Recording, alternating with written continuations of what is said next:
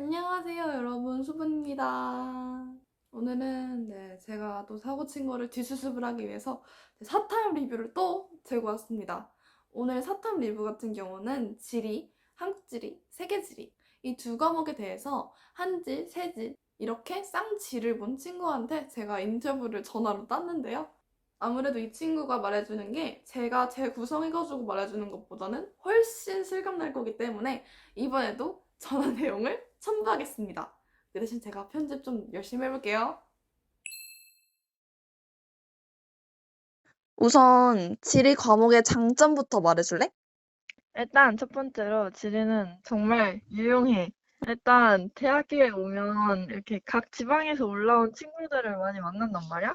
맞아. 근데 그 친구들의 지역이 어디든 대화를 진짜 쉽게 풀어나갈 수 있어. 그리고 세계 지리도 엄청 뉴스를 볼 때 정말 많이 도움이 되는 것 같아. 상식선에서도 도움이 되는 거네? 완전 뉴스 볼 때 뭐 어디 나라에서 뭐 싸움이 났는데 그거는 내가 알고 보니까 배웠던 막 지역이고 약간 이런 거? 다음 장점은? 시험 관련해서의 장점인데 지리는 응. 일단 꼽아내는 문제가 거의 없어. 인구 문제에서 주간 인구 지수나 고령화 같은 걸 계산하는 게 좀 까다로울 뿐이지 막 생윤 윤사처럼 엄청나게 이렇게 말장난치고 그런 과목은 절대 아니고 그럼 계산이 조금 어느 정도 해? 분수 계산. 이게 몇 천 분의 몇 천 이렇게 해서 계산을 하는 건데 요즘은 인구 문제가 막 그렇게 어렵지는 않아가지고 막 계산 안 해도 풀 수 있고 이런 것들이 좀 있기는 해. 그럼 그런 문제들은 계산하는데 시간이 좀 오래 걸려? 그치? 아무래도 한 번 잘못 걸리면 오래 걸리기는 하는데 이것도 이제 문제 풀면서 스킬을 배운단 말이야? 막 이 문제는 여기서 뭐 이렇게 이것만 풀고 뭐 어떤 거는 건너뛰고 이러면서 스킬을 배우면 응. 굳이 계산을 하지 않아도 되는데 잘 모르는 애들은 이제 처음부터 계산하다가 시간 다 잡아먹고 이제 가는 거지. 그러면 많이 걸릴 때는 몇 분 정도 걸려? 한 문제? 2, 3분? 별로 안 걸리네? 왜냐면 계산을 다 해서 답이 나오는 경우보다 그냥 이거 해볼까 해서 이렇게 몇 개 계산하면 답이 나오는 경우가 있어서 그래. 약간 한 선지 한, 나올 때마다?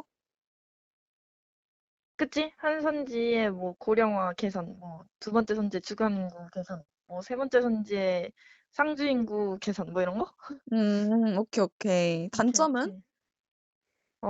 일단 단점은 암기를 정말 꼼꼼히 해야 돼. 각 그 인구 부분에서는 각 도시의 인구를 외워야 하고 뭐 지역의 위치랑 특징 암기는 진짜 기본 중에 기본이라서 현역 때 지리 공부할 때 항상 차 탈 때마다 암기할 것들 정리해가지고 외우면서 다녔어. 아, 또 하나 있는데 약간 한지가 응. 해마다 내용이 좀 바뀌어. 어. 그래서 한지는 막 2013년 이전 문제는 풀면 안 되고 풀 때도 막 한국 지리에서 뭐 2017년인가 18년에는 뭐 원자력 사용 비율이 막 컸다가 작았다가 이렇게 막 달라져. 그래서 그런 것들을 좀 외워야 한다는 점? 그러면 그 자료가 만약에 평가원에서 자료가 나왔는데 음. 2017년 거야? 그럼 2017년 상황에 맞춰 가지고 풀어야 되는 거야? 그치, 그치. 2017년이나 2018년 따로따로 외워가지고 풀어야 돼. 연도마다 외우는 게 다른 거네? 그래서 지리 문제는 무조건 뭐 연도도 보고 작은 글씨도 꼼꼼히 봐야 되고 음. 이런 점들이 있어서 좀 꼼꼼히 해야 한다? 단점 음. 다른 건 없을까? 한국 지리가 가끔 지엽적인 문제가 하나 나온다는 거? 오케이, 오케이. 그러면 너가 아까 말했던 두 번째 단점 그거는 세계 지리에서는 연도별로는 외울 필요까진 없어? 세계 지리에서는 별로 안 그랬던 것 같아. 한국 지리가 좀 심했었던 것 맞아. 같아. 지리 과목을 추천하는 사람. 음. 이건 정말 사실 진짜 제일 중요한 건 지리 과목에 대한 흥미도라고 생각을 해. 맞아, 맞아. 진짜 지리는 재밌는 사람한테는 엄청 재밌고 재미없는 사람은 진짜 재미없다 그래. 지리는 특히 뭐 엄청 어려운 과목이 아니기 때문에 누구나 다 할 수 있단 말이야. 그래서 누구나 할 수 있기 때문에 좀 흥미가 높은 사람이 했으면 좋겠어. 그리고 암기할 것도 좀 많은 편이라서 그 암기에 대해 거부감이 없는 사람이 하면 정말 좋을 것 같아. 세지랑 한지에서 킬러 문제는 어떤 거야? 일단 한국 지리에서 킬러 문제는 뭐 인구도 있고 도시도 있고 공업 단원도 있고 한데 내가 제일 베스트를 꼽으면 공업 단원이 아닐까 음, 생각을 하는데 음. 1차 에너지, 2차 에너지, 3차 에너지의 종류, 그리고 생산량, 공급량 비중, 뭐 전국 단위로, 지역 단위로 다 외워야 되고, 표와 그래프도 해석해서 지역이 어딘지 추론도 해야 된단 말이야? 근데 이게 시간이 부족한 탐구 문제에서 이게 정확하고 빠르게 하기가 좀 힘들어. 그래서 나는 이게 좀 킬러 문제가 아닌가. 오케이, 오케이. 그럼 세지는?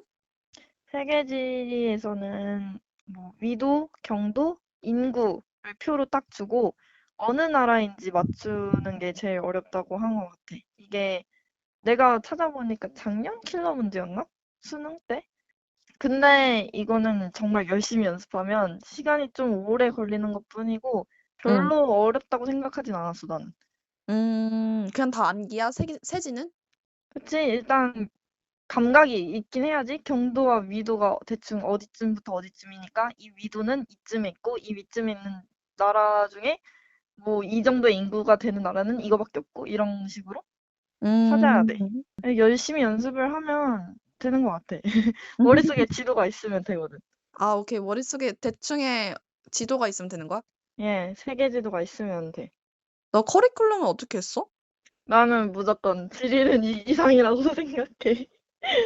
근데 커리를 내가 타기만 해서 이렇게 공부를 한 건 아니고 뭐 일주일에 한두 번 이렇게 수업 듣고 그다음에 나머지 시간 매일매일 내가 탐구 공부 시간을 내서 공부를 따로 했어.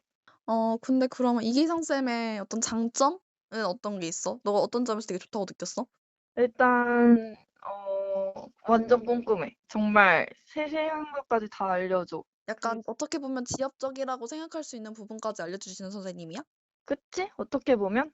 음. 근데 그것들을 다 해야 돼. 나도 처음에는 이런 것까지 해야 돼? 이거 굳이 안 나올 것 같은데 했는데 그런 것들이 거의 다 수능에 나왔었어. 자, 그러면은 읽것이 좀 빡센 편인가? 하나 어, 틀리면 1등급 아니야? 하나 틀리면 안 돼. 아, 하나 틀리면 안 돼? 다 맞아야 돼? 한국 지리는 다 맞아야 1등급이고, 어. 2점짜리 하나 틀리면 2등급이고, 3점짜리 하나 틀리면 3등급. 이렇게 세지는? 떨어져. 음. 세계 지리는 하나 틀려도 가끔 1등급 나오고, 음.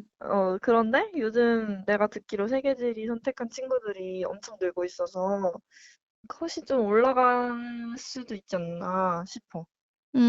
근데 너도 세지 이번에 50점 만점 맞은 거 아니야? 응, 다 맞았어. 그래도 100분에 93 나왔잖아. 맞아. 계속 그랬어? 아니면 이번에 좀 특수했어? 좀 특수? 근데 93은 조금 너무했다, 진짜. 평범 그러니까 뭐 하냐? 다 맞았는데 93이면 정말 지리를 보는 사람들이 많아져가지고. 맞아. 그리고 변환 점수할 때 이게 정시한테 얼마나 불리한데, 그게. 그치. 만약에 너 다시 돌아가면은 한지 세지 또 할 거야? 진짜 완전 또 할 거야. 나는 오케이, 어. 정말, 지리와 한국사 덕분에 수험 생활을 하지 않았나 싶어. 그만큼 재밌었고, 음. 외우는 만큼 보람도 있는 과목이었고, 이기상 선생님이 너무, 너무 좋았어. 이렇게 인터뷰 내용이 끝났는데요. 여러분에게 많은 도움이 되셨으면 좋겠습니다.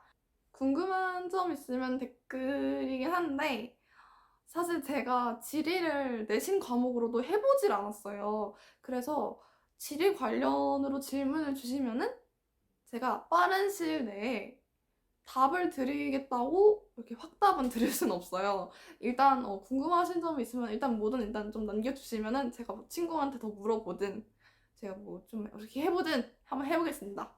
당연히 지리 관련 아니고 뭐 다른 탐구나 그런 거 관련해가지고 물어보시면은 제가 답해드릴 수 있는 선에서는 진짜 최선을 다해서 답해드릴 테니까요.